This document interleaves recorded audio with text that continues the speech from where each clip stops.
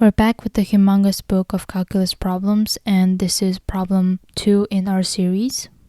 Let's start with an easier problem. I have sine squared theta cosine theta equals cosine theta minus cosine cubed theta. The task is to verify the identity. First of all, I will work on the right hand side and I will factor out cosine theta, which I will get cosine theta multiplied by 1 minus cosine squared theta. The right hand side might be clear for some people, but I will derive from sine squared theta plus cosine squared theta equals 1.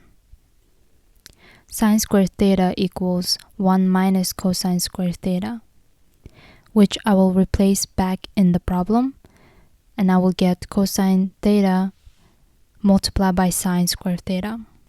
That is exactly the same as the left-hand side, therefore we proved that it's an identity. I can solve this problem in a different way, where I will work on the left-hand side instead of right-hand side.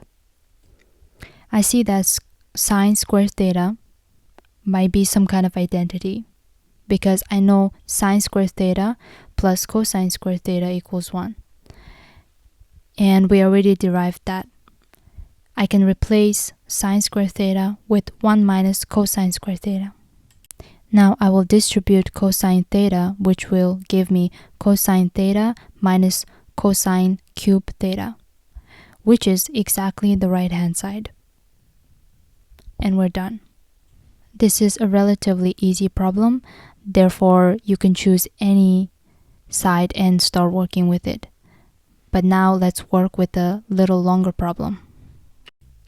This problem looks longer and a little more complicated because we have a double angle identity that we need to remember. Before dealing with the double angle, I want to separate the left hand side so I can make it simpler, which will give me sine 2 theta over cosine theta minus cosine theta multiplied by sine theta minus 1 over cosine theta. Now I can cancel out cosine theta. To continue, we need to remember double angle formula. I do not remember, so let's Google. We see that sine 2 theta is equal to 2 cosine theta and sine theta. I will use that in the problem. I canceled out cosine theta from the top and the bottom, and I will be left with sine theta minus 1.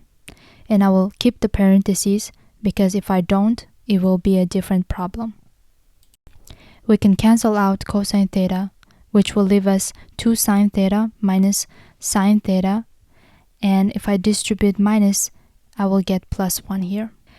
2 sine theta minus sine theta is just sine theta, and we have plus 1 here. I see that we have sine theta on the right hand side, but we have only 1 here. What should we do? I have no idea how to make 1 into secant squared theta sine tangent squared theta, but I will go back to my trusty identity, which is sine squared theta plus cosine squared theta equals 1, and I will try to derive what we have there.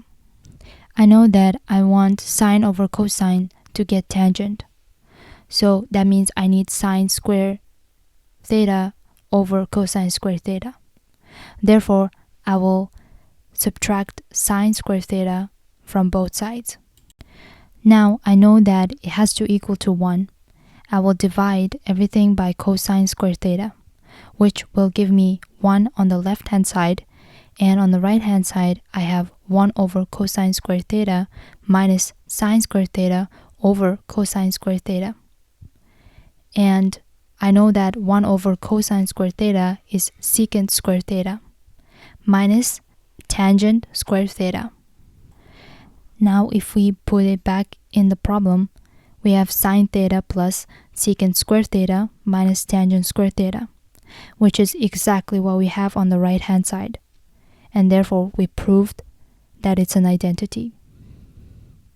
Now I want you to work on the right hand side and try to make it equal to the left hand side.